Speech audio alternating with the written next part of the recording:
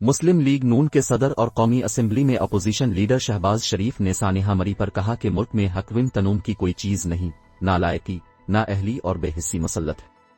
اپنے بیان میں شہباز شریف نے مری میں تاحال سیاحوں کے پھنسے ہونے پر تشویش کا اظہار کرتے ہوئے کہا کہ حکومت سانحہ مری پر صحیح اور حقائق بتائے تاکہ مستقبل میں معاملے پر حکمت عملی بنائی جا سکے۔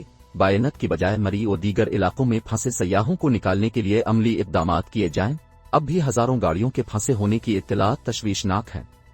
وزیر خارجہ شاہ محمود قریشی 10 جنوری کو اسپین کے سرکاری دورے پر جائیں گے۔ صدر مسلم لیگ نون نے کہا کہ پھنسے سیاحوں کی رہائش و خوراک کے لیے انتظامات سمیت ان کی گھروں کو واپسی یقینی بنائی جائے۔